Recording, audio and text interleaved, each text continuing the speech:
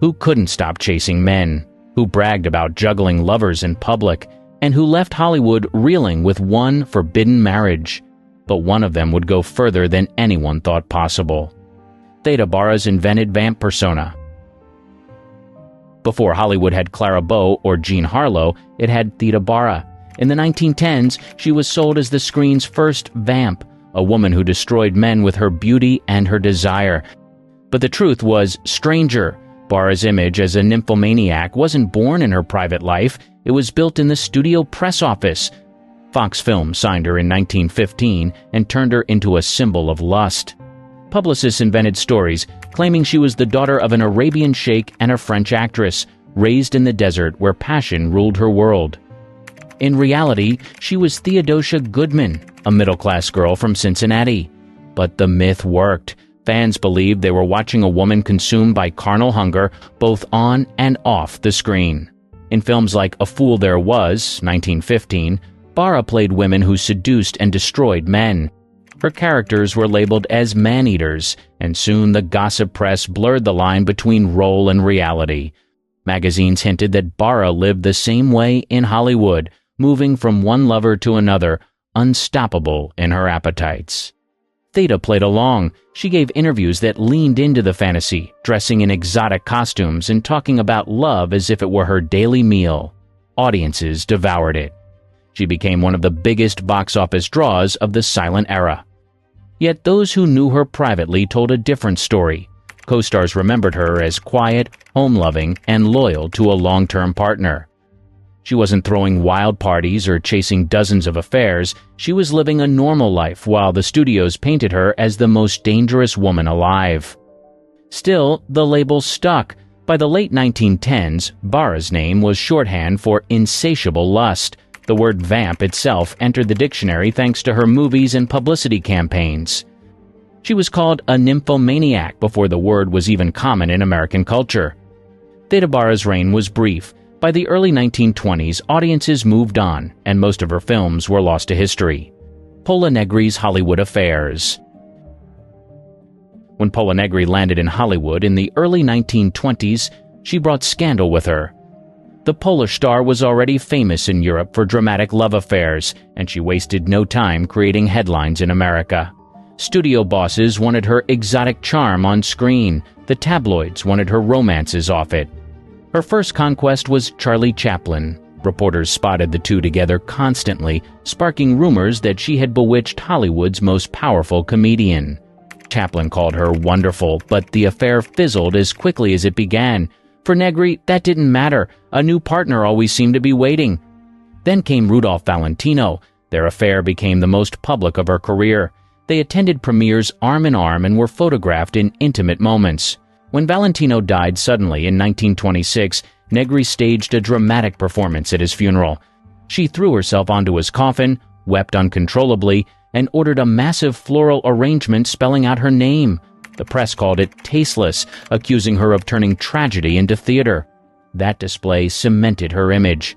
To the public, Negri was a woman who couldn't control her passions, swinging from one headline, romance, to the next.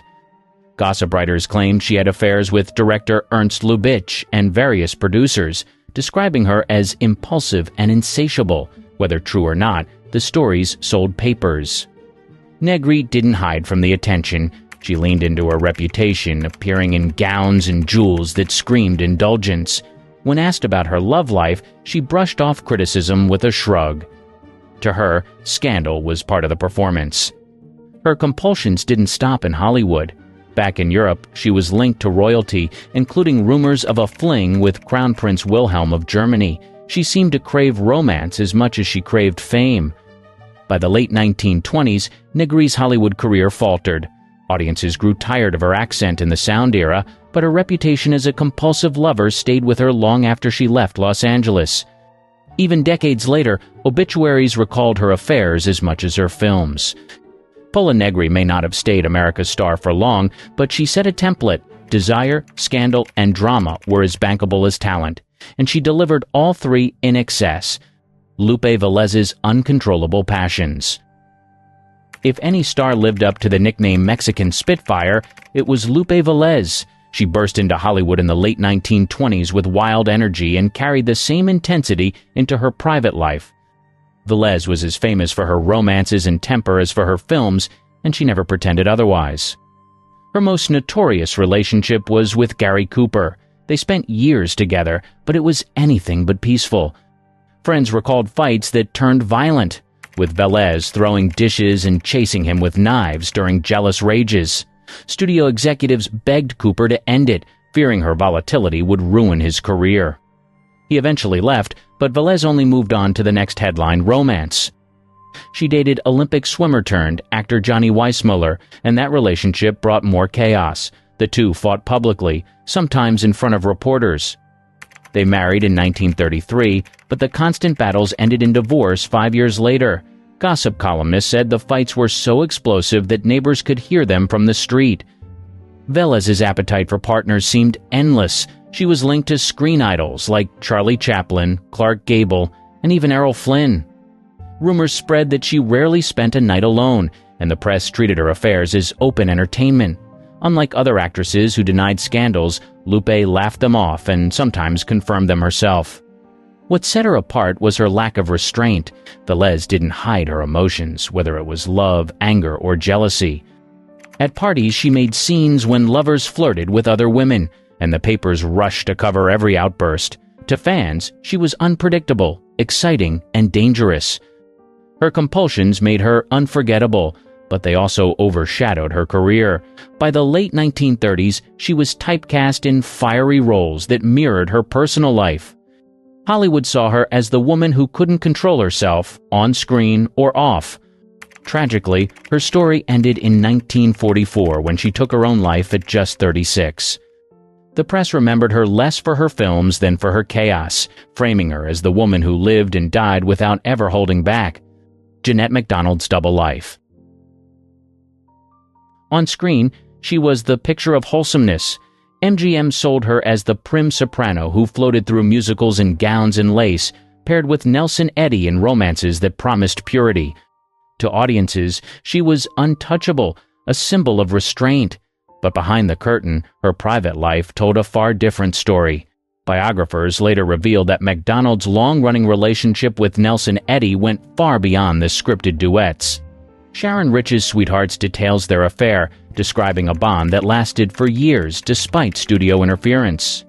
MGM executives worried that the truth would shatter her image, so they ordered both stars to deny any romance. They obeyed in public, but privately continued their turbulent entanglement. Her marriage to actor Gene Raymond didn't stop the gossip either. Columnists hinted she carried on with lovers outside the marriage, painting her as restless and unsatisfied. While much of the evidence comes from later accounts rather than tabloid explosions, the consistency of the stories suggested her life was more indulgent than her films allowed fans to believe. What made MacDonald's case unusual was the gap between her screen image and her reality. Unlike Lupe Velez, who flaunted scandal, Jeanette lived in a carefully managed cage. MGM fought to keep her reputation spotless, threatening lawsuits and blacklisting to silence rumors. But even the most polished publicity couldn't erase the whispers that she was as compulsive in love as she was disciplined in song. Reports also tied her to brief encounters with married producers and actors, though much of it was softened in print during her lifetime. Only later biographies connected the dots, showing a woman who seemed to juggle devotion and desire in equal measure. Her double life fascinated fans when the truth came out decades later. The pure soprano who embodied moral romance on screen was, in reality, a woman navigating secret passions and complicated affairs. Barbara Payton's scandalous spiral. By the early 1950s, she was a rising star at Warner Brothers, beautiful enough to stand next to James Cagney and Gregory Peck on screen. But her compulsions off-screen quickly eclipsed her talent, and her career unraveled in full public view. Her most infamous chapter involved two men, French Chattone and Tom Neal. Payton tried to juggle them both, flaunting her affairs instead of hiding them. The triangle came to a violent climax in 1951 when Neal brutally beat Tone, leaving the actor hospitalized with a shattered face. Instead of ending the scandal, Payton made it worse. Just weeks later, she was photographed on Tone's arm at their wedding, while Neal continued to appear at her house. The press devoured every detail, calling it one of the most sordid Hollywood stories of the decade. Payton's compulsions didn't stop there. She was linked to other actors, producers, and men outside the industry. Gossip columnists described her home as a constant parade of lovers, and unlike many stars who fought to control their image, Payton leaned into the chaos. She seemed unable or unwilling to slow down. Studios lost patience. By the mid-1950s, she was blacklisted from major roles, but the scandals didn't fade. Reporters followed her as she spiraled through alcoholism, arrests, and tabloid exposés. Instead of premieres, her name appeared in police blotters and gossip pages. The most shocking part came from Payton herself. In 1963, she published I Am Not Ashamed, a memoir that laid out her compulsions in blunt detail. She admitted to affairs, mistakes, and the public circus of her downfall. Instead of cleaning up her reputation, the book confirmed it. She had been consumed by desire and scandal, and she wasn't pretending otherwise. When she died in 1967 at just 39, obituaries focused less on her films than on the chaos she left behind. Linda Darnell's secret affairs. She was called the girl with the perfect face, and her studio sold her as a symbol of innocence. Behind that polished exterior, though, she carried on a private life that was far messier, filled with affairs that the public never saw in full detail. Signed by 20th Century Fox as a teenager in the late 1930s, Darnell quickly became a leading lady, but success didn't shield her from loneliness. Friends recall that she seemed restless between films, searching constantly for affection. She married cinematographer Peverill Marley in 1943, but even during the marriage, she was tied to other men. Biographers link her to powerful producers, directors, and fellow actors, including Joseph Mankiewicz and Howard Hughes. Much of it was kept quiet at the time, but insiders whispered about her affairs. Unlike Barbara Payton, who flaunted her scandals, Darnell lived them in secrecy, juggling public respectability with private compulsions. Her marriage to Marley grew strained as the rumors piled up. She filed for divorce in 1951, citing infidelity, but the press speculated that her own behavior was just as reckless. Afterward, her relationships only became more unstable. Columnists tied her to several married men, describing her as a woman who couldn't seem to stop searching for the next romance. Unlike other stars whose affairs became daily gossip, Darnell's compulsions lived in the shadows. Studio bosses worked to protect her image, but their silence couldn't prevent the damage. By the late 1950s, her reputation as a reliable star had faded. She still landed roles, but not the ones she once commanded. Friends later described her as trapped in a cycle, seeking love, finding disappointment, then repeating the pattern. It was less explosive than Lupe Velez or Barbara Payton, but just as consuming. Her affairs, kept out of headlines at the time, became clearer through biographies written decades later. Tragically, Darnell's story ended early. In 1965, at just 41, she died in a house fire while visiting friends in Chicago. Obituaries celebrated her beauty and her roles, but later histories remembered her for the secret affairs that shadowed her career. Susan Hayward's endless romances. She built her career on fiery roles, and off-screen, she carried the same heat into her private life. Known for her temper, determination, and sharp wit, she also became known for a restless cycle of romances that followed her through every decade of her career. She married actor Jess Barker in 1944, and they had twin sons, but the marriage was stormy. Both accused the other of infidelity, and the divorce in 1954 turned bitter. Hayward testified in court about Barker's cruelty, while Barker's side leaked stories about her constant affairs. The custody battle dragged her name into the papers for months, and Hollywood watched her personal life collapse in real time. Even before and after her marriage, she was linked to some of the most powerful men in Hollywood. Biographers note affairs with Howard Hughes, John Wayne, and other leading stars. Friends described her as compulsive in love, never able to stay alone for long. When one relationship ended, another began almost immediately. Hayward's romances weren't quiet. She was known to throw tantrums in dramatic scenes when lovers disappointed her. Colleagues said her off-screen personality often mirrored her on-screen characters, fiery, demanding, and unafraid of confrontation. The chaos of her personal life made her a favorite target of gossip writers who painted her as volatile in both love and work. Despite the turbulence, Hayward's career thrived through the 1950s. She won an Academy Award for I Want to Live in 1958, proving she could balance professional discipline with personal chaos. Yet even at the height of her success, she was never free from stories about her compulsive romances. Her second marriage, to Georgia businessman Floyd Eaton Chalkley, was calmer, but she still carried the reputation of a woman who burned through relationships.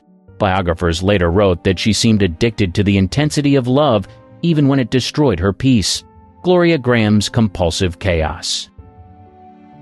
On screen, she was the sultry femme fatale. Off-screen, Gloria Grahame lived a life so chaotic it made her movies look tame. She won an Oscar in 1953 for The Bad and the Beautiful, but her personal life soon overshadowed her acting. She married 4 times, and each relationship brought fresh chaos. Her first marriage to actor Stanley Clements ended in divorce after just 2 years. She then married director Nicholas Ray, but that union collapsed in scandal when she was accused of having an affair with his teenage son, Anthony Ray. Hollywood insiders whispered about the relationship for years, and in 1960 she married Anthony, confirming the rumors that had once sounded unthinkable. The marriage to Anthony Ray shocked, even scandal-hardened Hollywood. Studio executives quietly distanced themselves, and roles became harder to find. Critics and columnists painted her as compulsive and reckless, incapable of separating desire from destruction. But Anthony wasn't her only scandal. Grahame was linked to numerous actors and co-stars, with rumors of on-set affairs following her across productions. Colleagues described her as magnetic, irresistible, and impossible to pin down. She seemed to thrive on the excitement of forbidden relationships even as they damaged her reputation.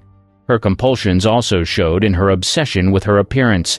She underwent repeated cosmetic procedures, often unnecessary, which friends said were driven by the same restlessness that marked her love life. She seemed unable to stop chasing perfection in romance and in looks, no matter the cost. By the late 1950s, Grahame's career was in free fall. Once a rising star, she found herself taking smaller roles and eventually leaving Hollywood for stage work in the UK. The public scandals never fully faded, and her reputation for chaos followed her wherever she went. Gloria Grahame's story ended in 1981 when she died of cancer at just 57. Obituaries remembered her Oscar, but they also reminded the world of the scandals she never outran, especially the marriage to her stepson that kept her name as infamous as it was celebrated. Kim Novak's secret indulgences. In the 1950s, Columbia Pictures was desperate to protect its newest star from scandal. She had the face of innocence, the image of a shy girl next door, and studio executives planned to keep it that way. What the public didn't know was that Kim Novak's private life was already filled with secrets that no studio press release could erase. Her most notorious romance was with singer Sammy Davis Jr. In 1957, the two began seeing each other despite the racial barriers of the time. Gossip writers caught on quickly, and Columbia head Harry Cohn stepped in. Fearing public backlash and damage to the studio, Cohn reportedly threatened Davis with violence if the relationship continued. Novak, caught between desire and pressure, was forced to back away, but the affair left a permanent mark on her reputation in Hollywood. Away from Davis, she was tied to a string of other partners, directors, co-stars, and producers, though much of it stayed hidden until later biographies revealed the details. Reporters in the 1950s painted her as cautious and reserved, but insiders described her as restless and constantly searching for new affection. Novak herself admitted years later that she struggled with the expectations placed on her. The studio wanted a spotless image, but she craved freedom. Friends remembered her as a woman who lived 2 lives, the public star molded by Columbia, and the private figure who moved through secret romances. Her affair with director Richard Quine added more fuel to the rumors. He cast her in multiple films, and the personal relationship became an open secret in Hollywood. Still, the studio continued to shield her image, scrubbing stories from the press whenever possible. Despite Columbia's efforts, Novak's compulsions were known within the industry. She was never as flamboyant as Ziza Gabor or as reckless as Barbara Payton, but the pattern was clear. She could never remain unattached for long. Each new film seemed to bring another behind-the-scenes romance. By the 1960s, Novak began pulling away from Hollywood, frustrated by the system that tried to control her. Yet the reputation lingered. Carroll Baker's unstoppable pursuits. Hollywood wasn't ready for Baby Doll in 1956, and it wasn't ready for the woman who starred in it either. Carroll Baker set off censors, church protests, and headlines with her role as a seductive teenager. Off-screen, she proved just as provocative, carrying on a string of affairs that made her one of the most compulsive figures of the 1960s. At the height of her career, Baker was linked to Frank Sinatra, married producers, and fellow actors. Rumors spread that she rarely turned down an advance and often initiated them herself. Studio insiders whispered that she was restless on set, moving from one romance to the next, with little pause.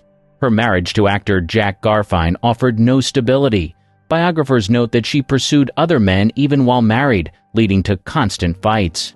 The couple eventually divorced, but Baker's pattern didn't slow down. Friends described her as magnetic, always chasing excitement, and unwilling to be tied to one person. In interviews later, she admitted that her private life mirrored the scandalous roles that defined her early career. She said she enjoyed romance too much to give it up, hinting at compulsions that had long been whispered about. The press painted her as Hollywood's bad girl, and she didn't do much to deny it. Her compulsive pursuits also affected her career. By the mid-1960s, major studios distanced themselves, claiming she was too difficult to control. She turned to European productions, where she continued to play provocative roles and continued the same restless lifestyle off-screen. Even in memoirs like Baby Doll, an autobiography, 1983, Baker didn't shy away from her history. She admitted to affairs with powerful men and reflected on how desire drove many of her choices. Unlike others who tried to rewrite their reputations, Baker confirmed hers, embracing the label that had followed her for decades. By the time she returned to American films in the 1970s, the scandals had cooled, but her image was fixed. They called it the Golden Age. But what was really golden about it? Exploited stars, rampant discrimination, and a system that was anything but a fairy tale. Let's talk about why the good old days weren't so good after all. Hollywood's foundation, dream or exploitation. The early 1900s set Hollywood on its course to becoming the entertainment capital of the world. In 1910, filmmakers discovered Los Angeles, a place with endless sunshine, perfect for year-round filming. It was the perfect storm: cheap land, consistent weather, and distance from New York, where Thomas Edison controlled East Coast film production with his patents. Hollywood grew fast, and soon major studios like Warner Brothers, Paramount, and MGM dominated the industry. By the 1920s, 5 studios held power: Paramount, Warner Brothers, MGM, 20th Century Fox, and RKO. These big 5 built an empire. They didn't just make movies, they controlled every stage of the process. From production to distribution, even owning the theaters. Studios saw actors as investments, tools to be shaped and sold to the public. Stars were under strict contracts that could last up to 7 years. These contracts gave studios total control over every aspect of an actor's career and life. Want a break from work? Unlikely. Want a different role? Forget it. Stars were bound to whatever the studio decided. For actors, fame came at the cost of freedom. The studios managed every detail. They crafted love stories, breakups, even marriages to sell a star's perfect image. Behind the scenes, things weren't so rosy. Stars had little choice in their personal or professional lives. In 1922, the studios brought in Will Hayes, a former U.S. Postmaster General, to run the Motion Picture Producers and Distributors of America, MPPDA. His job was clear: clean up Hollywood's image and keep the government off the industry's back. In reality, this cleanup often meant covering up. Scandals that could harm the studio's image were buried. Actors caught in bad situations were handled, with publicists spinning stories to make stars seem flawless. From the start, Hollywood's golden glow was heavily manufactured. Studios' control over stars. In the Golden Age, being a star wasn't all glitz and glamour. Actors signed contracts binding them to a single studio, often for 7 years. These contracts came with strict rules, many hidden in the fine print. Studios controlled nearly every aspect of an actor's life, both on and off screen. If a studio wanted an actor to play a certain role, they had no choice. They couldn't refuse, negotiate, or walk away without facing serious consequences. This system turned actors into commodities. Studio heads like MGM's Louis B. Mayer or Warner Brothers' Jack Warner had the final say on every role an actor took. Stars had to maintain a perfect public image, carefully curated by studio executives. Judy Garland, for instance, signed with MGM at a young age. The studio controlled everything, from her diet to her work schedule. Garland was given stimulants to stay awake and sedatives to sleep, just to keep up with the studio's demands. Actors who fought against this control often paid the price. In the 1930s, Bette Davis tried to escape her contract with Warner Brothers, taking her case to court in England. She argued for the right to choose her roles, but the judge ruled against her, solidifying the studio's power. Studios could suspend actors without pay if they resisted or even blacklist them, making it impossible to find work. Studios didn't just control actors' careers, they controlled their personal lives. Romantic relationships were sometimes arranged or covered up to suit the studio's needs. When Rock Hudson rose to fame in the 1950s, his homosexuality was hidden to maintain his heartthrob image. Marriages were staged, love affairs kept secret, and scandals were buried to preserve each star's marketability. Dark working conditions behind glamour. In Hollywood's golden age, working conditions for stars and crew were far from golden. Studios set grueling schedules driven by profits and an endless demand for new content. Actors worked around the clock, sometimes 14-hour days with little time off. Louis B. Mayer, MGM's studio head, was notorious for pushing employees to their limits. "I own them," he reportedly said, referring to his stars as assets, not people. For many, the Hollywood dream was more of a nightmare. Judy Garland and Mickey Rooney were prime examples. They were given pills to stay awake, then sleeping pills to help them rest before another long day on set. Garland later described the experience as a living hell. Hollywood studios controlled their lives down to their weight and appearance. Stars had to fit a mold, and if they didn't, they faced consequences. Garland, pressured to stay thin, was subjected to diets and restrictions that damaged her health. It wasn't just the stars who suffered. Stunt performers and crew members often worked in dangerous conditions with little regard for safety. On-set accidents were common, sometimes resulting in serious injuries or even death. Stunt doubles were expected to perform risky stunts with minimal protection. In many cases, these injuries went unreported, and studios faced no consequences. Extras or background actors had it even worse. They worked long hours for minimal pay and zero job security. They were the invisible backbone of Hollywood, adding depth to scenes, but often treated as disposable. The pressure to produce films quickly and cheaply meant little attention to workers' rights or safety. While Hollywood's on-screen glamour captivated audiences worldwide, the industry behind the scenes was anything but glamorous. The studios ruled with an iron fist, squeezing out every ounce of effort from their stars and workers.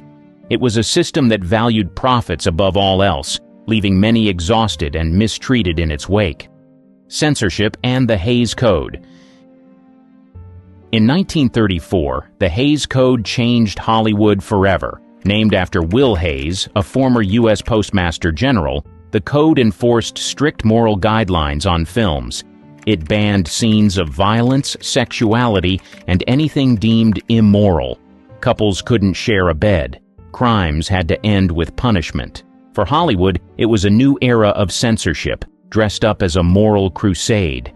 This wasn't just a set of rules. It was a system that shaped storytelling. Directors and writers faced limitations on what they could show, say, and suggest.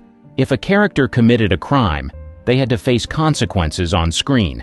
Love scenes were trimmed down or avoided entirely. It was restrictive, forcing filmmakers to sanitize stories to fit a narrow moral framework. Some, like Orson Welles, tried to push boundaries. His film Citizen Kane faced backlash, not just from censors but from powerful figures like media mogul William Randolph Hearst. Hearst tried to kill the film, fearing it was based on his own life. Citizen Kane survived, but many films didn't. Those that challenged the code often faced censorship, limiting creativity and stifling innovation. The Hays Code didn't just censor content, it shaped public perception. Films became safer following a formula that reflected the era's conservative values. Hollywood's glamorous image remained intact, but stories lost complexity. Directors and writers worked around the code using subtext and innuendo, but it wasn't enough. The golden age of Hollywood was a time when storytelling was filtered, reshaped, and made to fit a clean, marketable image. In the end, the Hays Code lasted until 1968, when it was replaced by the MPAA film rating system. For decades, it controlled Hollywood's output, transforming potentially groundbreaking art into safe, profitable products. Hollywood's creative potential was sacrificed on the altar of censorship, leaving audiences with a sanitized version of reality. Scandals and abuse cover-ups. Hollywood's glamorous facade came with a dark underbelly of secrecy and manipulation. Studios worked tirelessly to protect their stars' images, maintaining the illusion of perfection at all costs. To achieve this, they employed fixers, people tasked with burying anything that could tarnish the studio's reputation. One of the most notorious fixers was MGM's Eddie Mannix. Mannix was known for his ruthless efficiency. When Clark Gable, one of MGM's biggest stars, fathered a child out of wedlock, Mannix arranged for the child to be adopted, keeping Gable's reputation intact.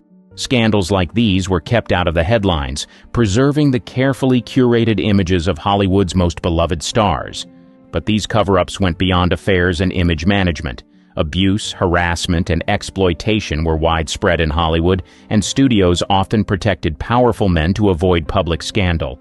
Marilyn Monroe famously commented on this dark reality, saying, "Hollywood is a place where they'll pay you $1,000 for a kiss and 50 cents for your soul."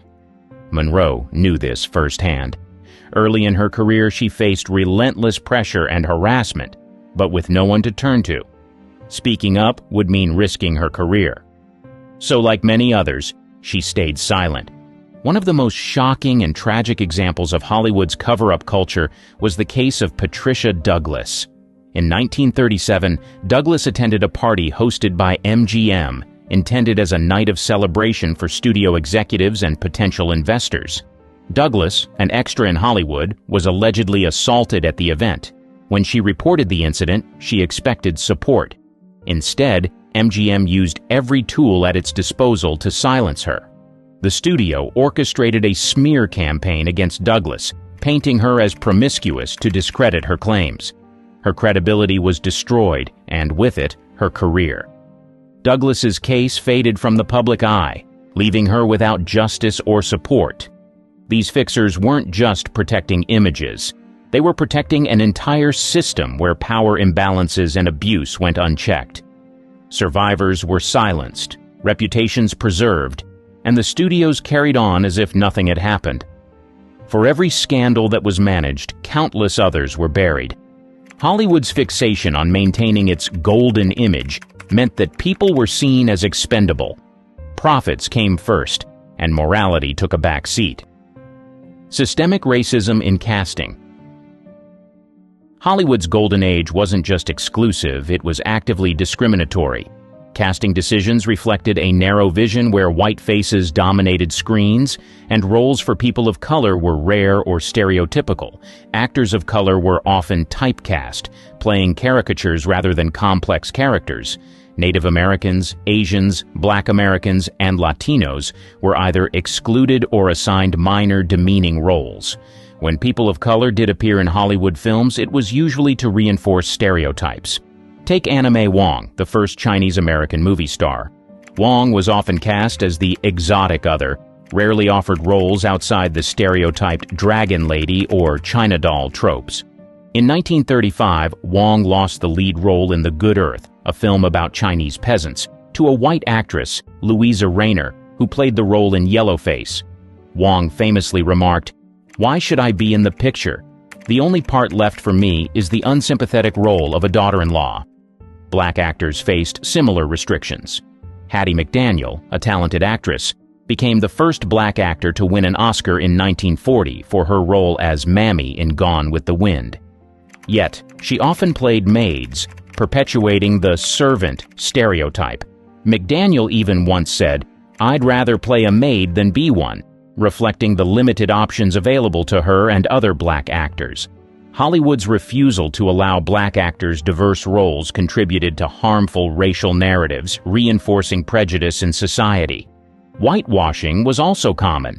Studios regularly cast white actors in roles meant for people of color. For example, John Wayne played Genghis Khan in The Conqueror, 1956, a decision that would never fly today. This practice erased authentic representation, showing audiences a distorted view of different cultures. These portrayals shaped public perception.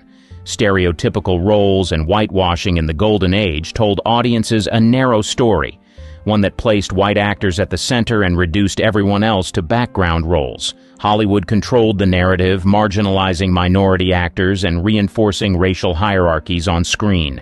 The impact went beyond movies. It influenced society, setting a standard for how people of color were seen and treated in real life. Exploitation and gender roles. For women, the golden age of Hollywood was a double-edged sword. Women could achieve immense fame, but only if they played by the rules, a set of rules controlled by powerful men.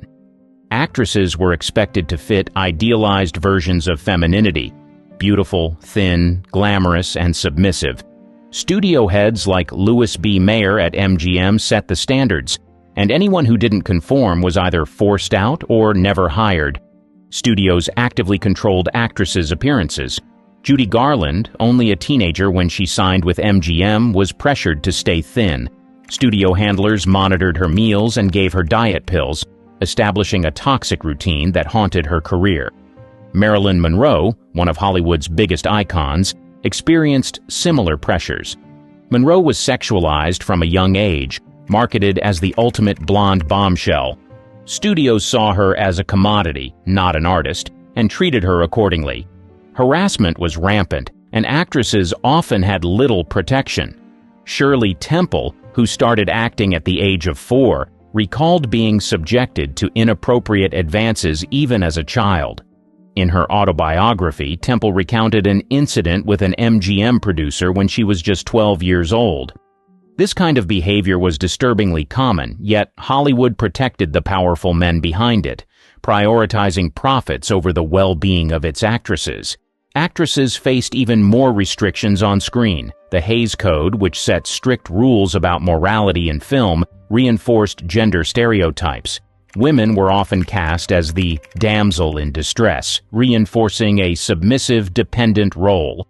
Women who displayed independence or ambition were often depicted as dangerous or immoral, promoting a limited view of femininity. Hollywood's treatment of women was harsh, controlling, and deeply sexist. It created icons and stars, but at a tremendous personal cost to the women involved. Many actresses faced early career burnout, struggling to meet the industry's impossible standards. Hollywood's golden age celebrated beautiful women, but behind the glamour, it treated them as little more than products to be bought, sold, and discarded when their shelf life was up. Cold War and Blacklist. The golden age of Hollywood wasn't just a time of glamour, it was also a time of fear. In the late 1940s, Cold War paranoia gripped America, and Hollywood was caught right in the crosshairs. The House Un-American Activities Committee, or HUAC, launched investigations across the country to root out alleged communist sympathizers. And Hollywood, with its influence over the public, became a prime target. The industry quickly turned tense as the threat of being labeled a communist loomed over everyone. The most famous case was the Hollywood 10, a group of screenwriters, directors, and producers who resisted HUAC's questioning in 1947. These 10 refused to answer questions about their political beliefs, citing First Amendment rights. But HUAC wasn't sympathetic. The Hollywood 10 were found in contempt of Congress, fined, and sentenced to prison. This wasn't just a legal battle, it was a career death sentence. Once released, the Hollywood 10 found themselves blacklisted, unable to work in the industry that had once welcomed them. Dalton Trumbo, a respected screenwriter known for hits like Kitty Foyle, was forced to write under pseudonyms just to make a living. The studios quickly followed HUAC's lead. In 1947, studio executives issued the Waldorf Statement, publicly declaring that they would not hire anyone associated with communist beliefs. The blacklist grew, and the industry began shutting out actors, writers, directors, and producers, sometimes over nothing more than a rumor or distant association. In many cases, people were blacklisted without any real evidence, their careers over in an instant. To escape the blacklist, some chose to cooperate with HUAC, revealing the names of colleagues who might be linked to communism. Director Elia Kazan, a prominent figure in Hollywood, famously named names, a decision that earned him both work and lasting controversy. Others, like Charlie Chaplin, refused to participate. Chaplin, under scrutiny for years, eventually left the United States, relocating to Switzerland to avoid further suspicion. For many artists, the blacklist was devastating. Families suffered, incomes vanished, and friendships dissolved. Talented writers, directors, and actors who had once helped shape Hollywood were silenced.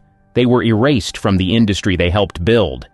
Studios, desperate to avoid government backlash, turned to safer stories, avoiding anything deemed controversial. This stifled creativity. Hollywood, once full of groundbreaking ideas, now had to tread carefully, producing films that wouldn't draw scrutiny. The blacklist era wasn't just about silencing people, it was about silencing ideas. Decline of the studio system. By the 1950s, cracks were forming in Hollywood's powerful studio system. Television was on the rise, drawing audiences away from movie theaters. The U.S. Supreme Court's 1948 ruling in the United States via Paramount Pictures Inc.'s case forced studios to divest from theater ownership. Known as the Paramount Decree, this decision aimed to break up Hollywood's monopoly. Studios could no longer control film distribution from start to finish, and the old model began to crumble. The rise of TV wasn't just competition, it changed how people watched entertainment. Families could stay home and tune into shows instead of buying movie tickets. Studios couldn't rely on packed theaters anymore and had to adapt.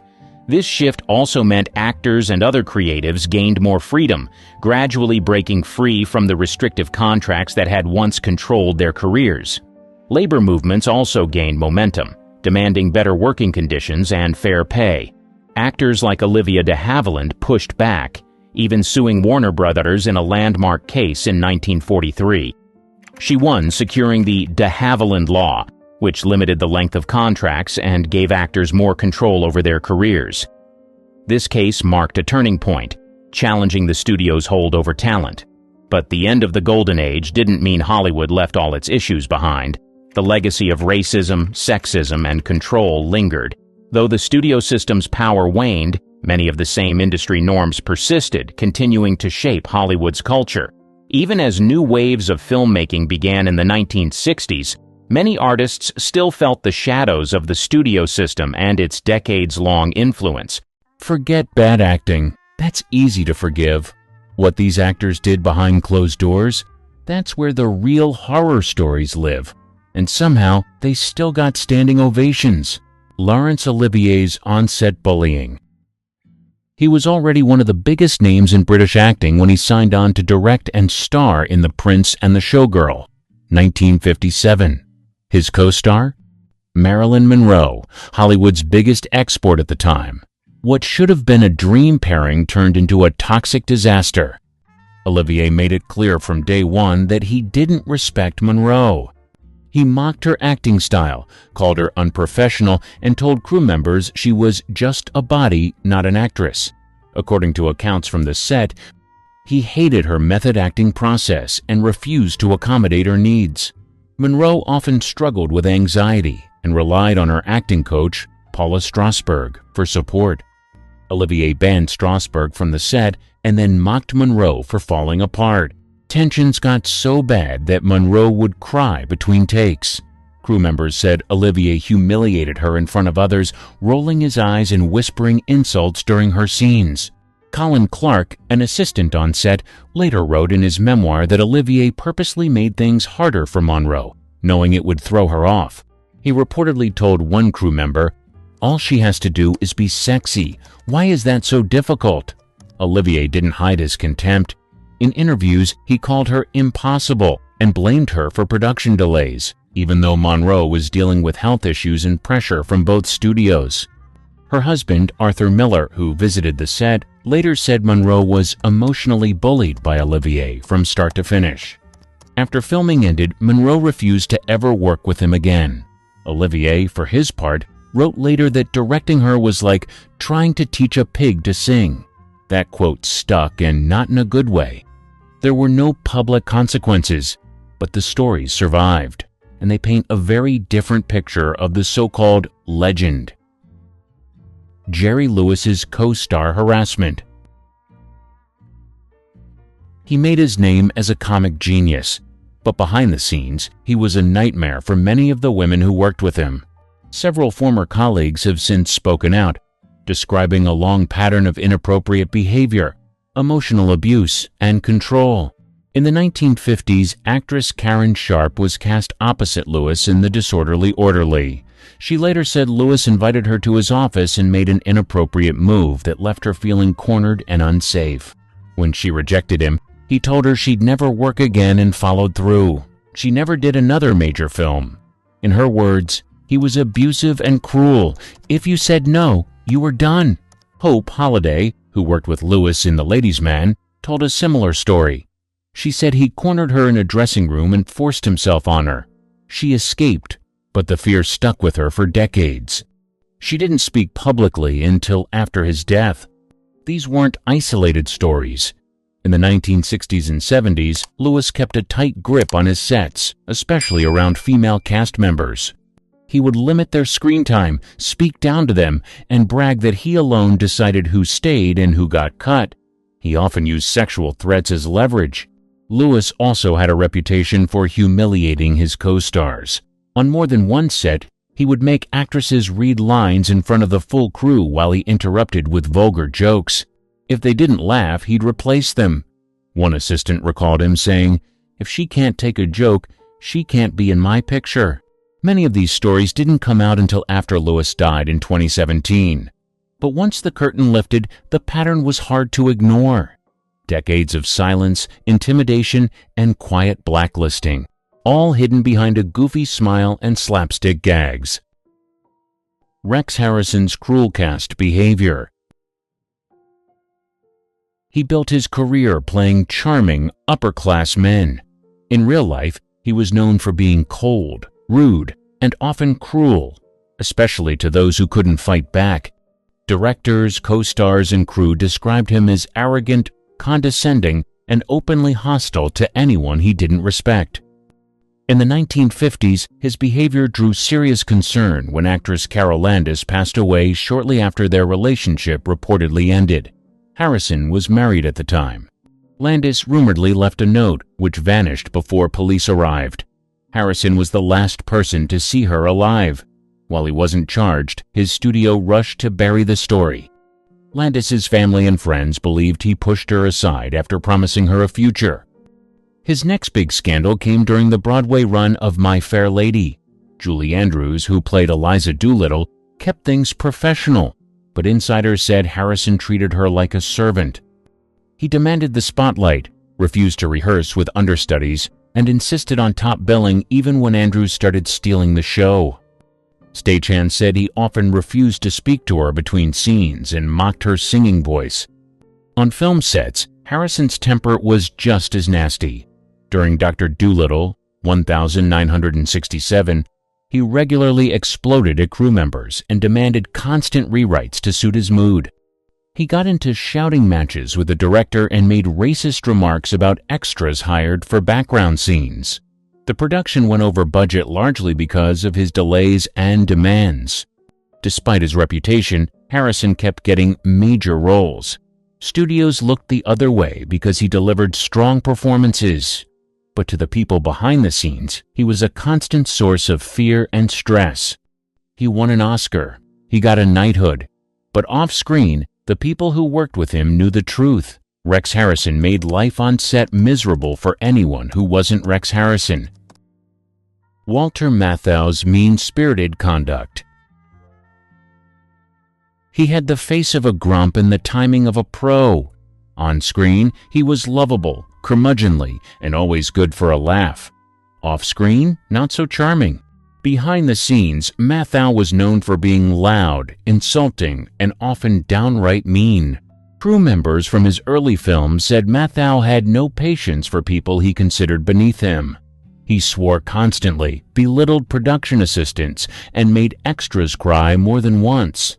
Matthau also had a habit of insulting people in front of crowds. He'd mock wardrobe choices, mimic voices, and call out mistakes during live takes. It wasn't playful teasing, it was meant to embarrass. One stand-in said, "You learned fast or you got humiliated." That was the rule. He treated some co-stars with respect, but not all. If he didn't like someone, he'd make sure the whole set knew it. During Plaza Suite, insiders claimed he locked himself in his trailer for hours just to avoid a cast member he didn't get along with.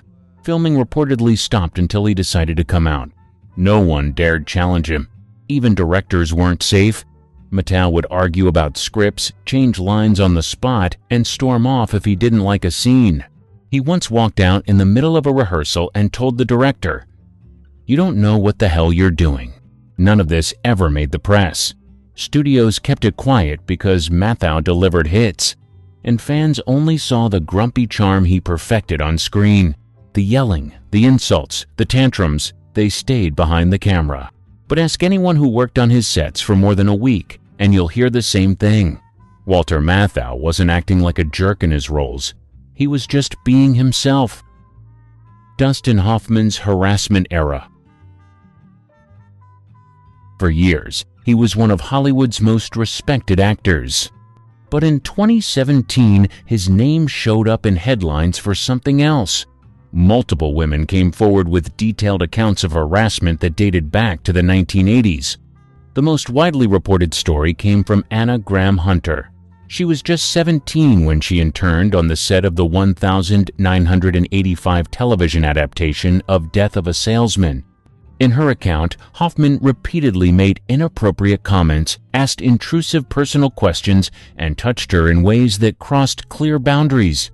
She said she laughed it off at the time because she was scared and didn't know what else to do. "He was openly disrespectful," she wrote.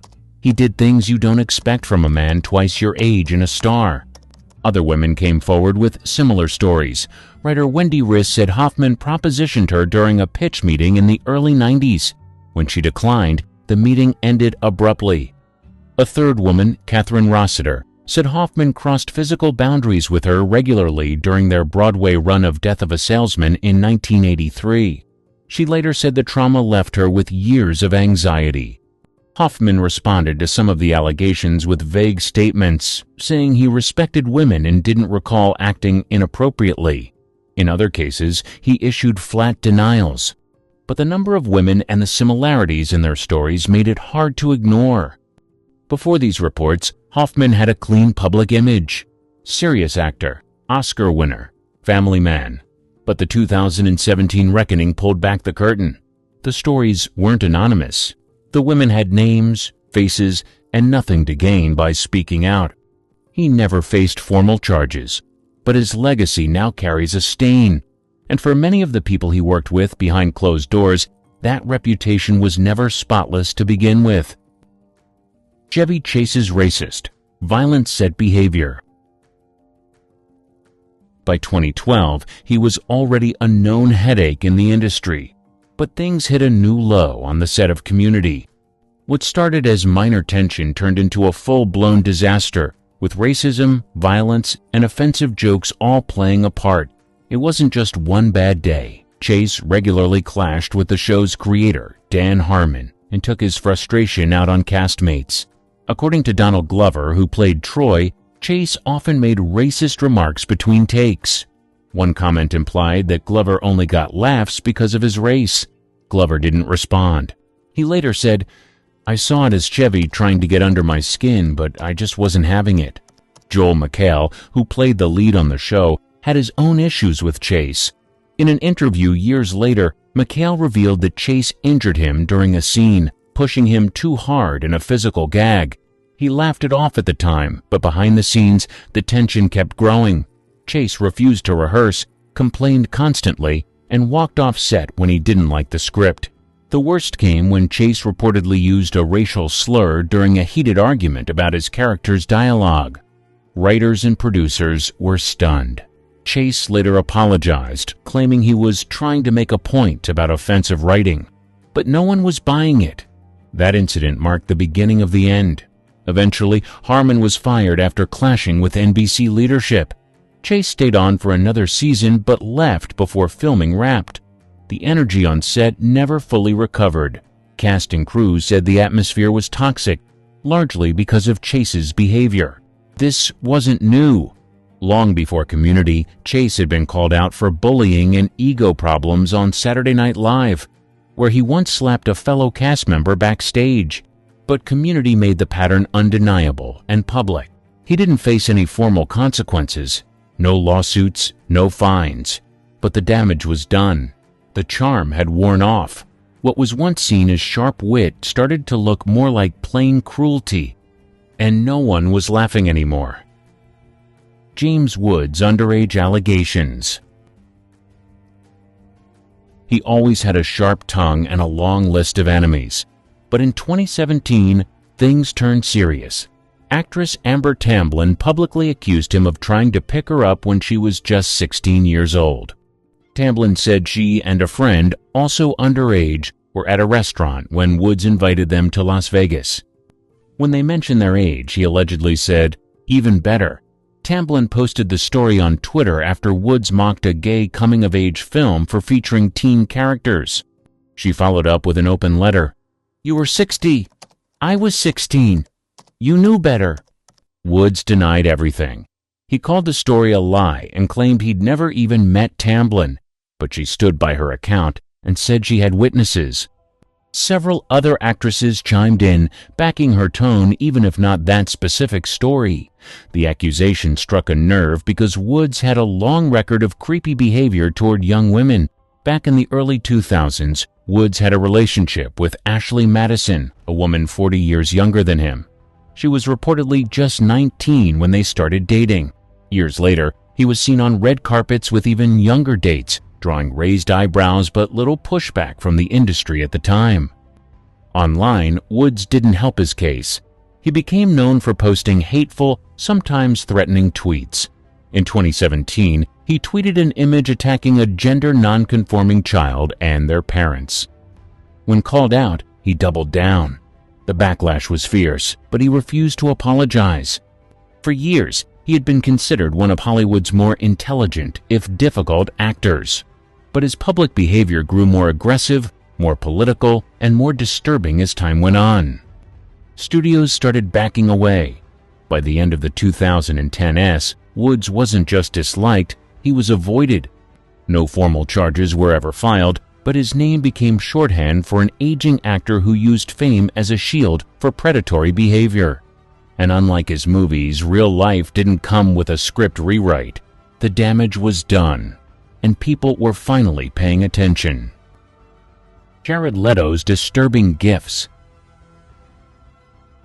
In 2016, Jared Leto's method acting crossed the line from committed to uncomfortable.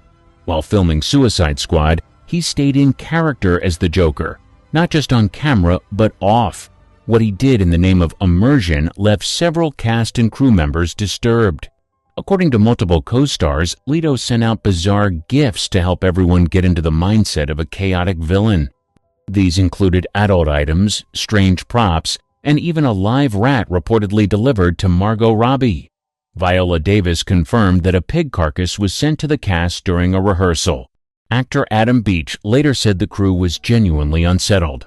During early interviews, Leto leaned into the reputation, saying he wanted to create an intense dynamic. But after the public started raising concerns, he changed his tune.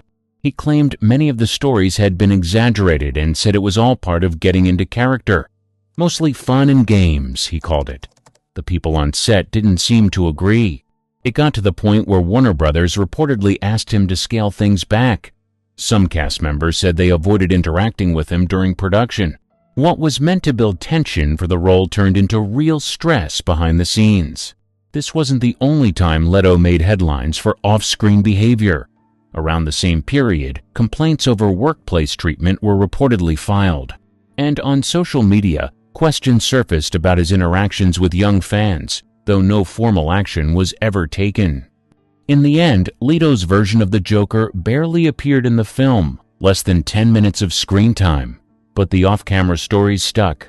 Most of the cast has since spoken about it in cautious terms, some jokingly, others not at all. Leto says it was all in service of the role, but for the people on the receiving end, it didn't feel like performance. It felt personal, and not in a good way. For many involved, the most unsettling part of the experience had nothing to do with what ended up on screen. Gerard Depardieu's assault conviction. He was once one of France's most celebrated actors. By 2025, he was a convicted offender. His fall wasn't sudden. It followed years of accusations that had been ignored, buried, or brushed off. That changed when two women spoke up about what happened on a film set in 2021. The production was Les Volets Verts. According to court documents, Depardieu was accused of touching two women, a set decorator and an assistant director, during filming. The women reported that he touched them without consent during routine interactions. Their complaints led to a formal investigation. At trial, more than 20 women came forward with similar stories. Some dated back decades. They described a pattern. Depardieu would use his fame to cross boundaries, often in professional settings. The court focused on the two most recent cases, both of which were backed by witness statements and internal reports from the set. In May 2025, Depardieu was found guilty. He received an 18-month suspended sentence, was fined, and added to France's National Registry of Offenders. The ruling was historic. It was one of the few times a major European film star faced legal consequences for this kind of behavior. The verdict sparked a national conversation in France. Depardieu had long been seen as untouchable. He starred in over 200 films and was a cultural icon. Presidents praised him. He held dual citizenship. Even when allegations surfaced in earlier years, they were dismissed as tabloid gossip. But the tide shifted. The testimonies were consistent. The stories lined up. And the excuses wore thin. During the trial, Depardieu denied wrongdoing and showed little remorse. His legal team argued that he was being targeted for his fame. The court didn't agree. Since the conviction, several film festivals quietly removed his name from promotions. Some projects were shelved. His defenders grew quiet. The industry that once protected him finally took a step back. He hasn't apologized. He hasn't stepped away. But for the first time in his career, the consequences caught up to him, and the public stopped pretending they didn't know. Steven Seagal's serial accusations. He built his brand as the tough guy who never lost a fight. But for decades, women behind the scenes told a very different story. Starting in the early 1990s, a steady stream of accusations followed him from co-stars, assistants, and women who auditioned for him in private. In 1991, actress Rayanne Malone said she was invited to Seagal's office to read for a role. Instead, she claimed he made inappropriate advances and locked the door behind her. Another woman, Christine Keeve, told a similar story from the same period. Both women said the studio discouraged them from speaking out. That same year, Warner Brothers reportedly paid a six-figure settlement to resolve another complaint involving Seagal's behavior during casting. Details were never made public, but the incident was widely reported at the time and quietly buried. In 1996, Jenny McCarthy said she showed up for an audition and was asked to undress, even though the scene didn't call for it. She refused. He told her she'd never work for him again. Years later, Juliana Margulies said Seagal brought a weapon to a hotel room during a late-night script meeting. She left immediately. The pattern didn't stop. In 2018, Portia de Rossi came forward with her own story. During an audition, she said Seagal unzipped his pants mid-meeting. Her agent later told her not to worry. He does that to everyone. By 2020, more than a dozen women had shared similar experiences. Some described unwanted touching. Others said he used his role as producer or lead actor to lure them into uncomfortable situations. Still, Seagal denied all wrongdoing and avoided legal action in the United States. He later moved to Russia, accepted citizenship, and became close to President Vladimir Putin. Since then, he's appeared less in Hollywood and more in foreign state media. Critics called it an escape from accountability. Seagal hasn't faced criminal charges, but the sheer volume of consistent, detailed stories makes it hard to dismiss. For years, he played the unbeatable action hero on screen. But off-screen, the damage he left behind caught up to his legacy, even if not the law. While millions of people were engrossed in the incredible movies and shows produced by the industry, both in their homes and cinemas, they remained oblivious to the darkness lurking within. Beyond the glamour and talent that Hollywood exuded, there was an underworld that was very different from what was being shown in the media. From rumors of murders to the mistreatment of actors and numerous atrocities that remained buried and far away from the public eyes, Hollywood was proved to be a dark and chaotic place. Well, let's just say nothing is hidden under the sun, because some of these dark and disgusting things that happened in the industry have now been confirmed to be true. The horrific fake film shoot. Anyone who knew about the film studio MGM knew that they were notorious for their dark deeds and would do almost anything to make a scandal disappear, and in order to protect their own. They had the money, the power, and the fixers, but when a biographer, David Sten, began to investigate them, he uncovered some secrets that they kept buried for years. One of these was what happened to a 20-year-old dancer named Patricia Douglas at a 1937 MGM party. According to David Sten, MGM did everything in their power to suppress the scandal when it erupted. They even went as far as hiding evidence and doing all they could to silence the victim, but it seems like her innocence screamed louder than their efforts, and soon enough their deeds were brought to the light.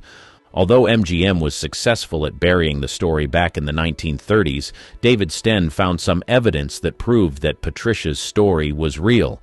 She wasn't the young wannabe star trying to take down a powerful studio. She was a young, vulnerable girl whose innocence was taken away at an MGM party. In the words of the biographer, I managed to find old newspaper coverage, previously unseen photos, damning studio documentation, long-forgotten legal records, privately shot cinematographic evidence hidden in an MGM film vault, and, most amazing, Patricia Douglas herself. After 65 years of silence, she was finally able to tell her side of the story.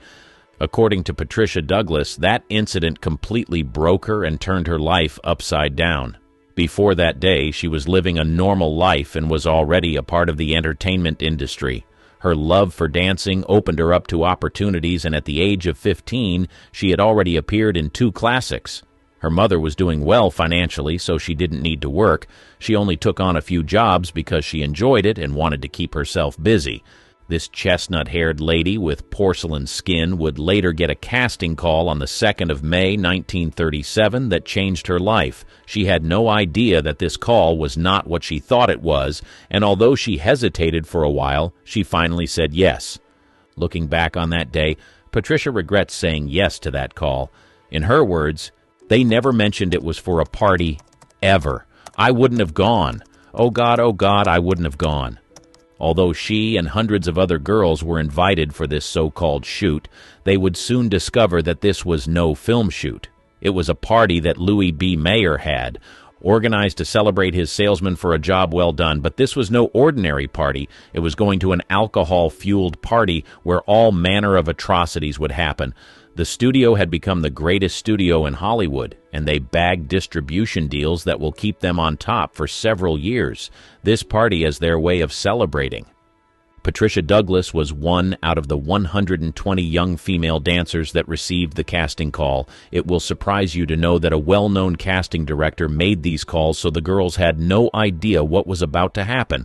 They were supposed to be dressed in fitted cowgirl outfits, and as soon as they got to the studio, they were transported to an unknown location for this party.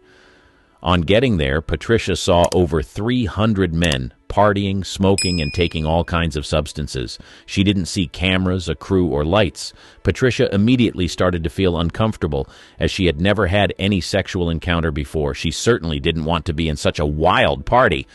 Sadly, there was no way any of the girls could escape.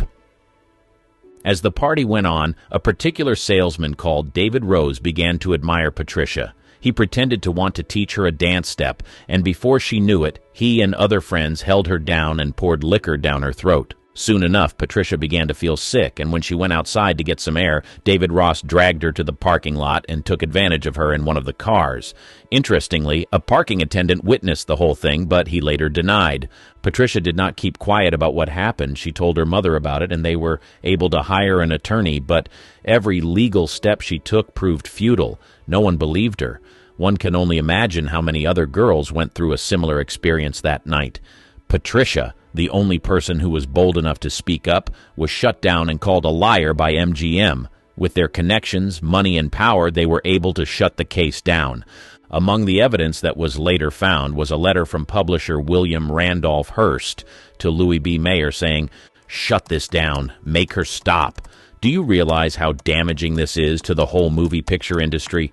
With the help of biographer David Sten, she was able to document what happened to her in the documentary titled Girl 27 before she passed on. The director with weird sexual preferences. After several decades of whining, dining, and having wild sexual encounters with celebrities, Scotty Bowers published a book titled Full Service: My Adventures in Hollywood and the Secret Sex Lives of the Stars. Bowers, who was said to have been a go-to guy for setting up all manner of trysts for some of Hollywood's most famous stars, decided to pen down all the escapes that these stars were involved in. While some of his celebrity clients were closeted gays and lesbian, other clients liked things that were weird and freaky. The revelations she made about Charles Laughton left everyone in shock. To the rest of the world, Charles Laughton was a brilliant director. He was a highly respected and influential figure in the film industry. Charles Laughton was an English stage and film actor as well as a director. Truth be told, his talent was recognized early in his career, and he gained fame for his versatility as an actor. He excelled in portraying a wide range of characters, from dramatic to comedic roles. Most people who were entertained by his works revered him. Some of his most notable performances include his portrayal of the hunchbacked bell ringer Quasimodo in The Hunchback of Notre Dame in 1939, Captain Bligh in Mutiny on the Bounty in 1935, and his chilling role as the tyrannical barrister in Witness for the Prosecution in 1957. Everyone saw him as a talented man who was laser-focused on his career, but no one knew the secrets he was keeping from the world. In addition to his acting prowess, Laughton also ventured into directing, where he demonstrated a keen eye for storytelling and visual composition. His directorial debut was with the film The Night of the Hunter in 1955, which has since been recognized as a classic of American cinema despite its initial commercial failure. Laughton's impact on the film industry was profound, and he was highly respected by his peers.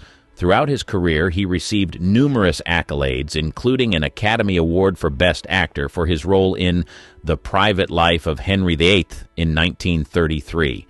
Apparently, when he was achieving all these, he was busy behind closed doors doing things that would have shocked his fans. According to Bowers, Charles's secret sexual activities were very different from that of his celebrity friends. He said Charles was into scat proclivities. Bowers revealed that Charles liked it when his sexual partners released on him, and on some occasions, he spread these substances on a sandwich and ate it.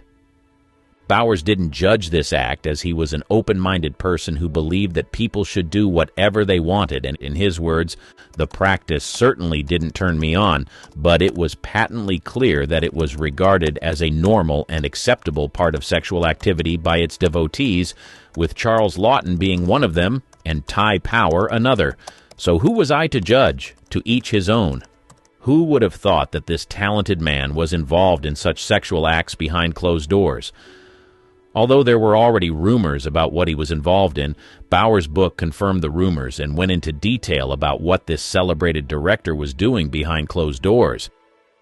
Charlie Chaplin and underage girls.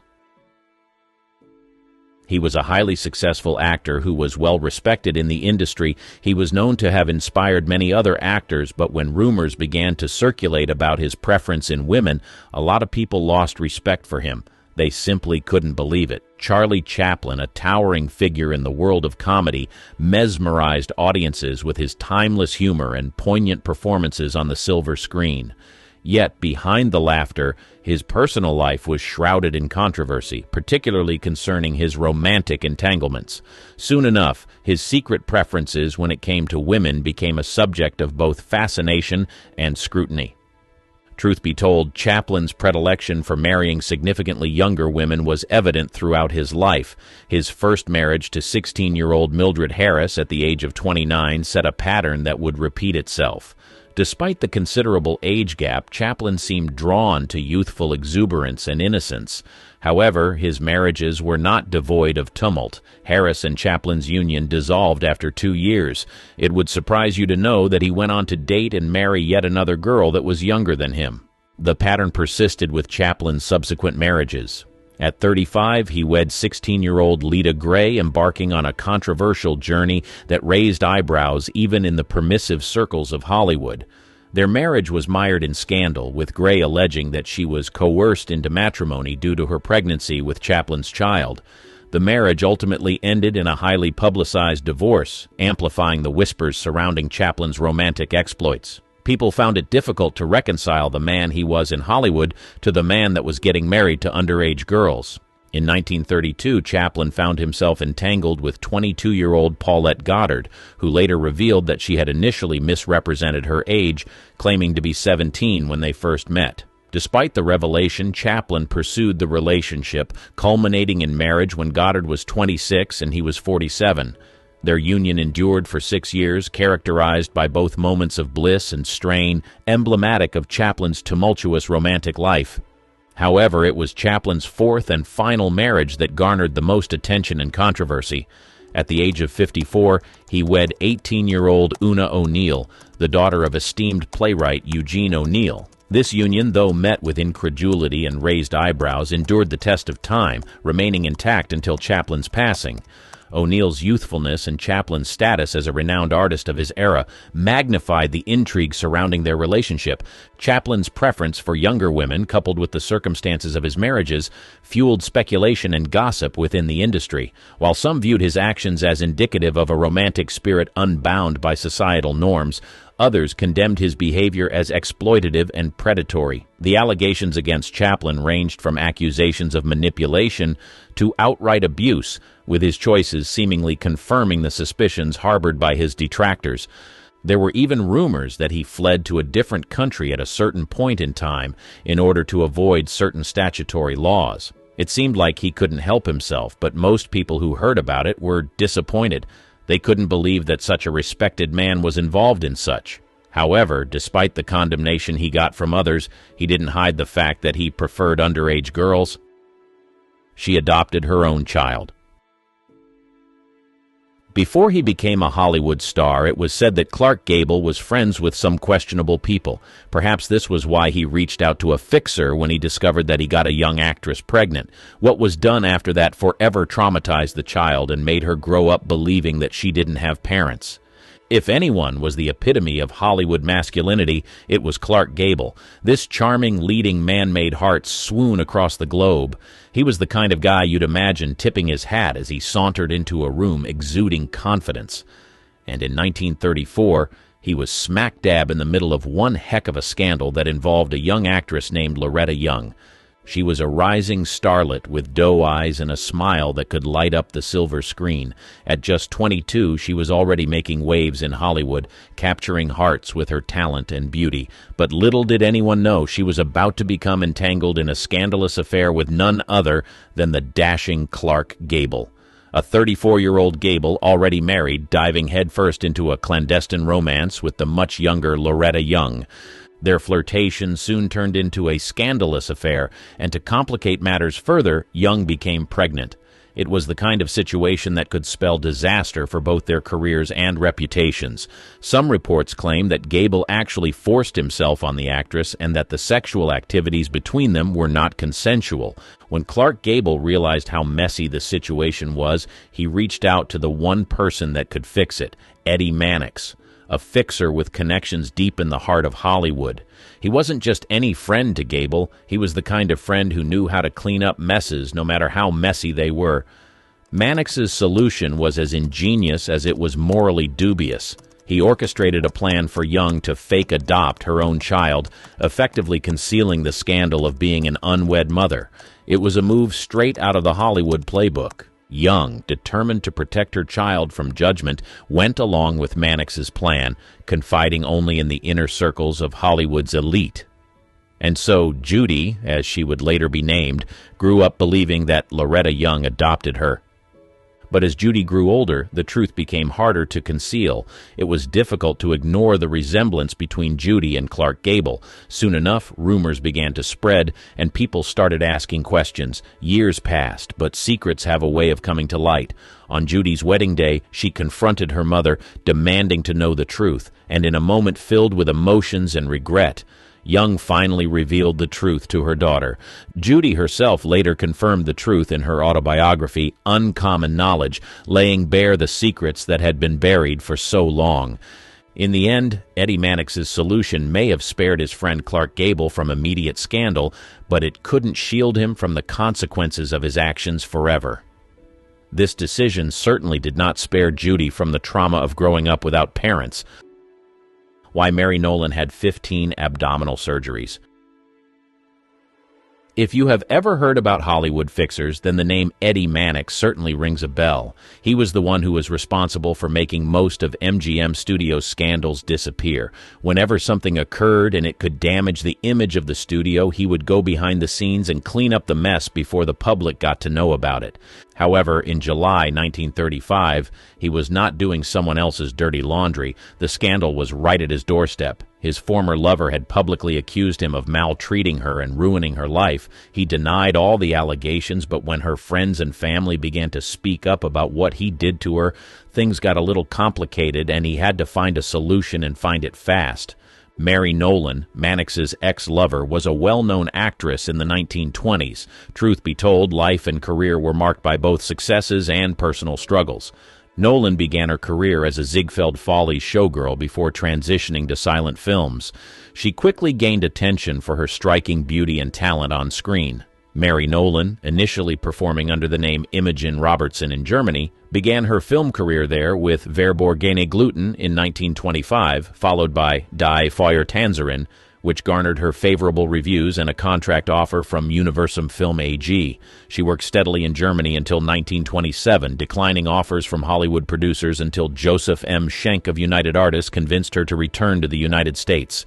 Upon her return, Nolan faced scrutiny from the press and women's groups due to her past scandal, prompting United Artists to suggest a name change to Mary Nolan.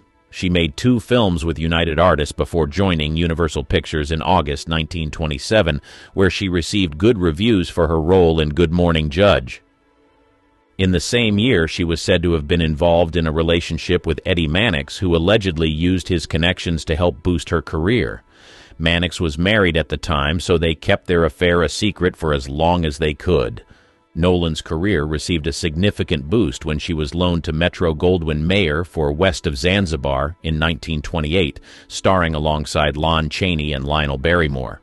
The film was a hit, as was her subsequent loan to MGM for Desert Nights in 1929, opposite John Gilbert, further solidifying her status in Hollywood. However, Mannix and Nolan's affair ended abruptly in 1929. While no one knows for sure why the affair ended, it was said that the actress became an emotional wreck in the following years. Her career began to decline rapidly, and she was said to have displayed erratic behavior on sets. After a long battle with substance abuse and financial problems, her life was in shambles. It was clear that there was a lot of pain buried deep within her, but no one knew what was causing it. It was in 1935 that Mary Nolan decided to open up about what she went through in the hands of Eddie Mannix. Initially, it seemed like a publicity stunt by a desperate actress, but as time went on, people began to see that her claims were not far-fetched from what others had accused Mannix of.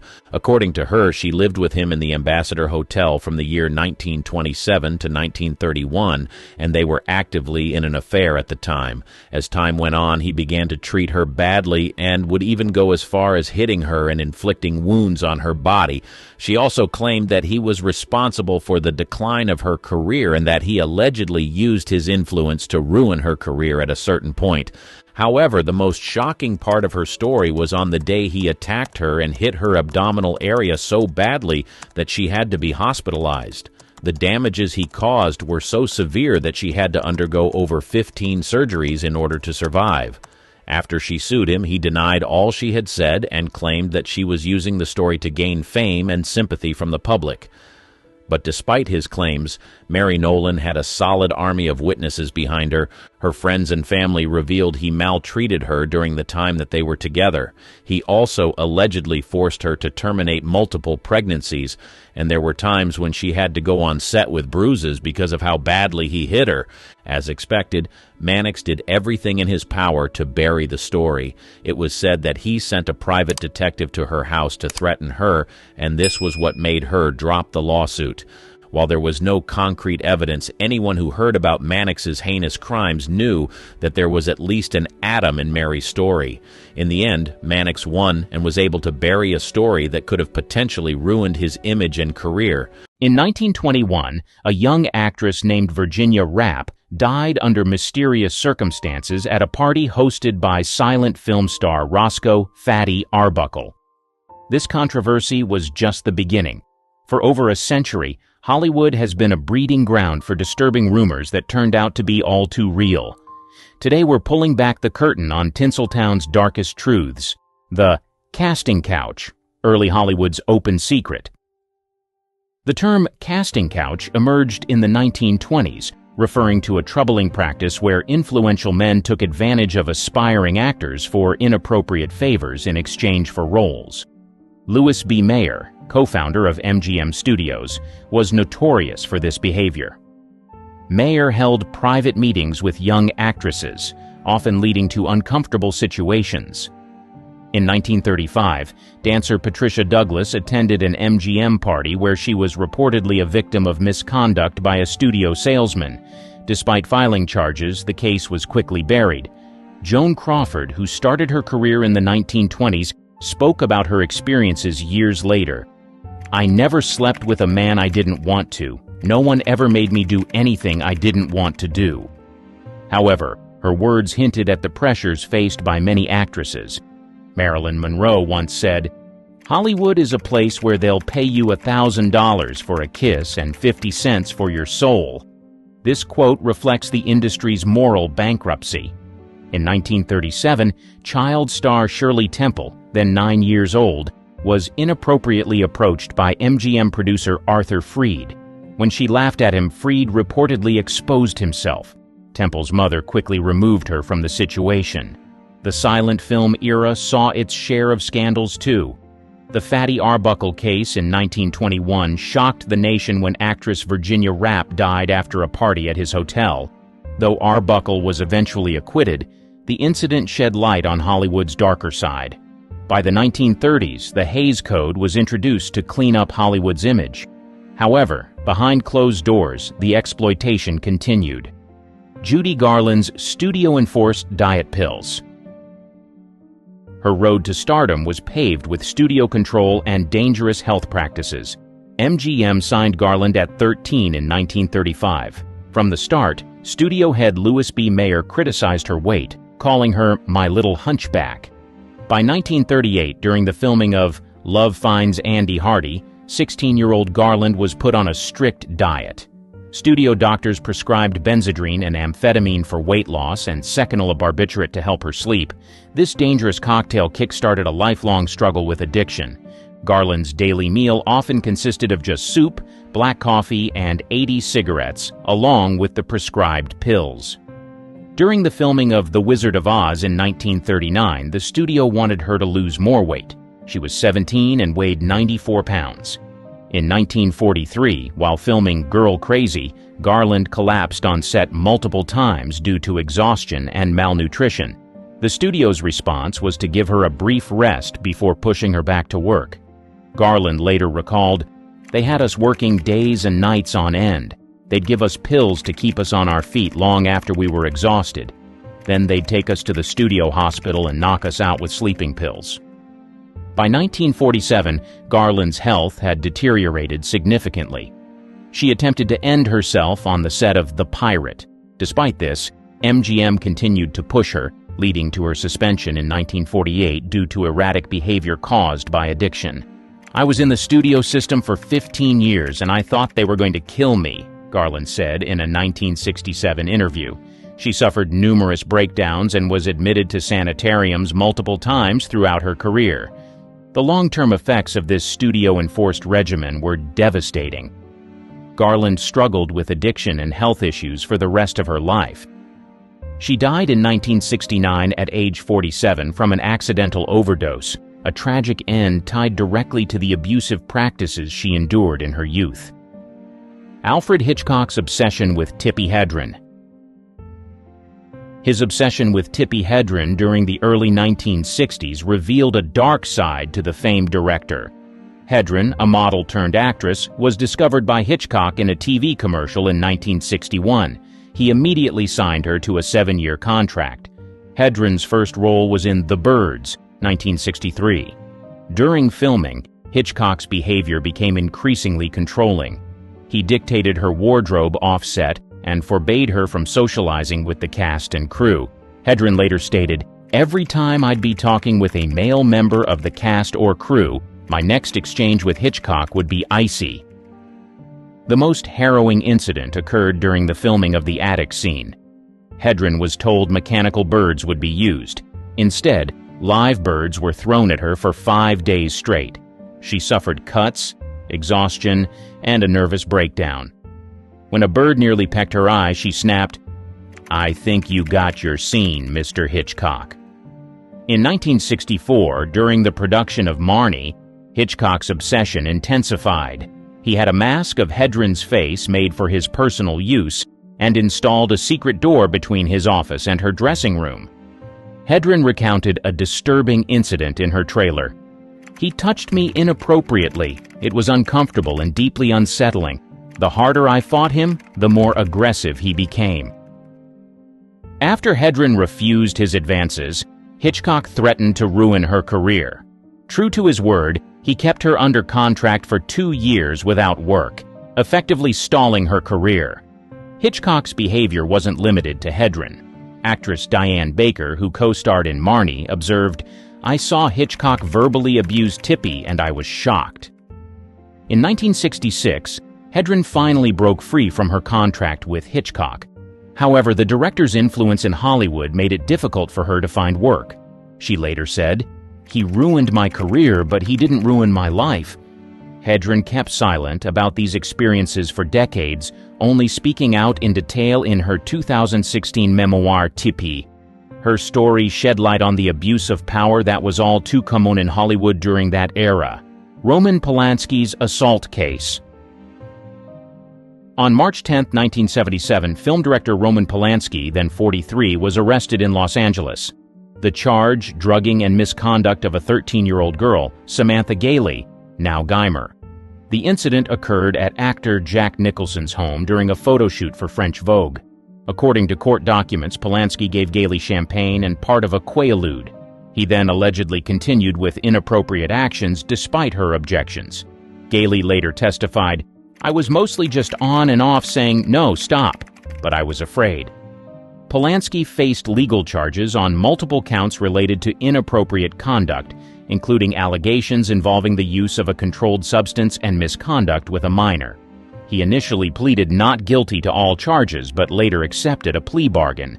On August 8, 1977, Polanski pleaded guilty to unlawful activity with a minor. Per the plea deal, the probation report recommended probation. However, on the day of sentencing, February 1, 1978, Polanski fled to France. He had learned that the judge, Lawrence J. Rittenband, planned to sentence him to prison and subsequent deportation. France refused to extradite Polanski due to its limited extradition treaty with the U.S. Polanski continued his film career in Europe, even winning an Oscar for The Pianist in 2003, which he couldn't collect in person. In 2009, Polanski was arrested in Switzerland at the request of U.S. authorities. He spent 67 days in custody before being released and returning to France. Geimer, the victim, has since stated she forgives Polanski and believes the case should be dropped. In a 2013 interview, she said, "I'm not going to carry a bunch of resentment, and much worse things happen to people." Despite this, attempts to resolve the case have been unsuccessful. In 2017, Polanski's offer to return to the U.S. for time served was rejected by L.A. County Superior Court Judge Scott Gordon. As of 2024, Polanski remains a fugitive from the U.S. justice system. Rob Lowe's tape scandal. In July 1988, 24-year-old actor Rob Lowe became embroiled in a controversy that nearly derailed his career. The incident occurred during the Democratic National Convention in Atlanta, where Lowe was supporting presidential candidate Michael Dukakis. On the night of July 17th, Lowe met two young women at a bar and brought them back to his hotel room. Unbeknownst to Lowe, one of the women, 16-year-old Jan Parsons, was underage. The encounter was videotaped, creating what would become one of Hollywood's first celebrity intimacy tape controversies. The tape surfaced months later when Parsons' mother found it and reported it to the authorities. On February 24, 1989, the story broke in the media, causing immediate shockwaves in Hollywood and beyond. Lowe initially denied any wrongdoing, claiming he didn't know Parsons was underage. He stated, "I didn't ask for ID going into a club. It was Atlanta, the home of Coca-Cola, not the home of underage girls." The controversy had severe consequences for Lowe's career. He was dropped from several film projects and lost numerous endorsement deals. His appearance at the 1989 Academy Awards was met with open hostility from some attendees. Legal ramifications followed. Lowe faced criminal charges for misconduct with a minor and distributing explicit material. To avoid prosecution, he agreed to perform 20 hours of community service in his home state of Ohio. The incident also led to a civil lawsuit from Parsons' family, which was settled out of court for an undisclosed sum. As part of the settlement, Lowe was required to publicly apologize. In the years following the scandal, Lowe worked to rebuild his career and reputation. He entered rehab for alcohol addiction in 1990, a move he credits with helping him turn his life around. Woody Allen's relationship with Soon-Yi Previn. In January 1992, Mia Farrow discovered unclothed photos of her adopted daughter, Soon-Yi Previn, in Woody Allen's apartment. Allen, then 56, had been in a relationship with Farrow for 12 years. Soon-Yi was 21 at the time and had been adopted by Farrow and her ex-husband Andre Previn years earlier. The discovery sent shockwaves through Hollywood and the public. Allen confirmed the relationship in August 1992, stating, "I'm thrilled." The admission came amid a bitter custody battle between Allen and Farrow over their 3 children. Allen's film, Husbands and Wives, released in September 1992, became unintentionally controversial due to its plot similarities to the real-life scandal. The film's premiere was marked by protests and media frenzy. In 1993, a judge in the custody case called Allen's behavior with Soon-Yi grossly inappropriate. The court denied Allen visitation rights with his daughter Dylan and limited contact with his son Satchel, now Ronan Farrow. Despite the controversy, Allen and Soon-Yi married in Venice on December 23, 1997. Allen was 62, Soon-Yi 27. The ceremony was small, with only a handful of guests present.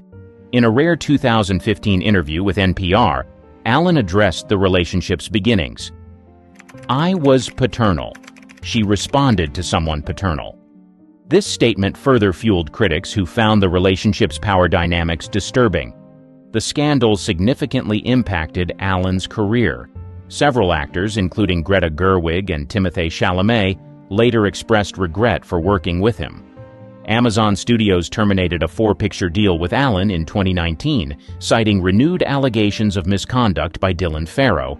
As of 2024, Allen and Soon-Yi remain married and have 2 adopted daughters. The controversy continues to spark debates about power, consent, and morality in Hollywood relationships. R. Kelly's illegal marriage to Aaliyah. On August 31, 1994, R&B singer R. Kelly, then 27, illegally married his 15-year-old protégée Aaliyah in a secret ceremony in Rosemont, Illinois. The marriage certificate falsely listed Aaliyah's age as 18. Kelly had met Aaliyah 3 years earlier when she was 12. He became her mentor, producer, and lead songwriter for her debut album, Age Ain't Nothing But a Number, released in May 1994.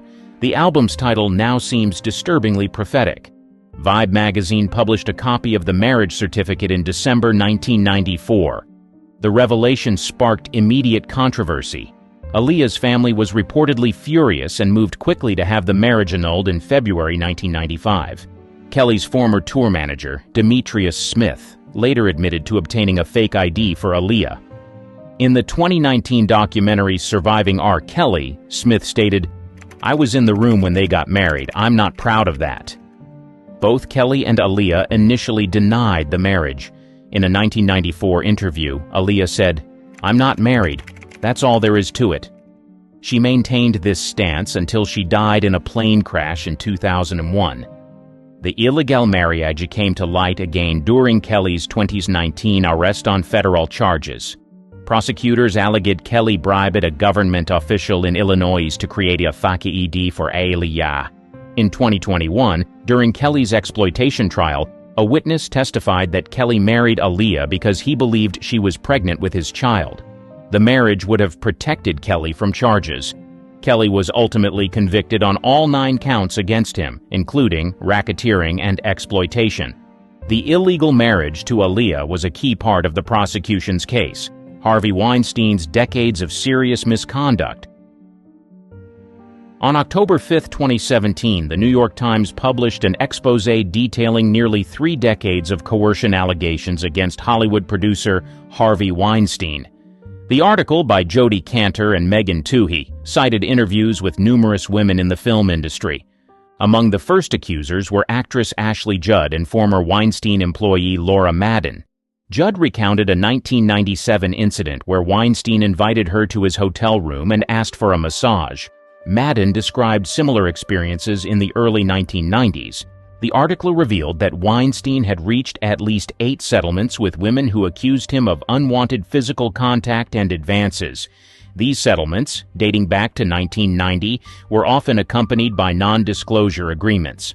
5 days after the Times article, The New Yorker published Ronan Farrow's investigation, which included 13 more women's accounts of alleged abuse by Weinstein.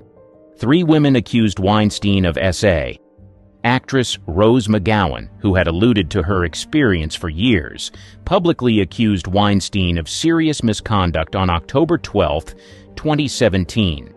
She stated she was paid $100,000 in 1997 to sign a non-disclosure agreement. By October 31st, over 80 women had come forward with allegations against Weinstein.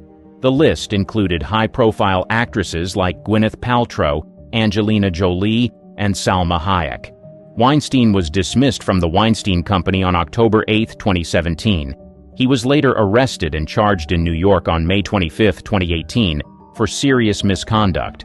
On February 24, 2020, Weinstein was found guilty of 2 serious offenses and sentenced to 23 years in prison. Bill Cosby's serial assaults. For decades, Bill Cosby was known as America's dad, beloved for his role on The Cosby Show. However, beneath this wholesome image lurked a serial predator whose crimes spanned half a century. The first public accusation against Cosby came in 2005 when Andrea Constand filed a lawsuit alleging he drugged and acted inappropriately toward her in 2004. During the case, 13 other women came forward with similar stories. The suit was settled out of court in 2006 for $338 million. Despite these allegations, Cosby's career continued largely unaffected until October 16, 2014. During a stand-up performance in Philadelphia, comedian Hannibal Buress seriously referred to Cosby, rekindling public interest in the allegations against him. In the following months, dozens of women came forward with stories of coercion dating back to the 1960s. Many described a similar pattern. Cosby would offer them drinks, which were allegedly drugged, and then essay them while they were incapacitated. On December 30, 2015, Cosby was arrested and charged with 3 counts of aggravated indecent moves against Andrea Constand. This was the first criminal case against Cosby, as most other allegations fell outside the statute of limitations. Cosby's first trial in 2017 ended in a mistrial due to a hung jury. However, in a retrial on April 26, 2018, Cosby was found guilty on all 3 counts. On September 25, 2018, he was sentenced to 3 to 10 years in state prison. During the trial, 5 other women testified about their experiences with Cosby, establishing a pattern of behavior. One of these women, Janice Dickinson, testified that Cosby coerced her in 1982 after giving her a pill. Cosby's conviction was overturned by the Pennsylvania Supreme Court on June 30, 2021, due to a violation of his due process rights. He was released from prison the same day, having served nearly 3 years. Kevin Spacey's predatory behavior. On October 29, 2017, actor Anthony Rapp alleged that Kevin Spacey made a misappropriate advance toward him in 1986, when Rapp was 14 and Spacey was 26. This accusation, published in a BuzzFeed article, marked the beginning of Spacey's downfall. Spacey responded on Twitter, claiming no memory of the incident, but offering an apology. In the same statement, he came out as gay, a move widely criticized as an attempt to deflect from the allegations. Following Rapp's accusation, numerous other men came forward with similar stories. On November 1, 2017, actor Roberto Cavazos alleged that Spacey groped him in the mid-2000s at the Old Vic Theatre in London, where Spacey was artistic director from 2004 to 2015. The Old Vic conducted an internal investigation revealing 20 personal testimonies of alleged inappropriate behavior by Spacey between 1995 and 2013. Many of these incidents occurred on the theater's premises. On November 3, 2017, Netflix cut all ties with Spacey, halting production on House of Cards and shelving his film Gore. Ridley Scott reshot Spacey's scenes in All the Money in the World, replacing him with Christopher Plummer just weeks before the film's release. In 2018, Spacey was charged with indecent conduct in Nantucket, Massachusetts, for allegedly groping an 18-year-old man in 2016. The case was later dropped when the accuser invoked his Fifth Amendment rights during a hearing about his missing phone. In May 2022, Spacey was charged with 4 counts of SA against 3 men in the UK, dating back to incidents between 2005 and 2013. In July 2023, Spacey was found not guilty of these charges in a UK court. Despite the court verdict, Spacey's career has been irreparably damaged. His last major film role was in 2018's Billionaire Boys Club, which earned only $618 on its opening day.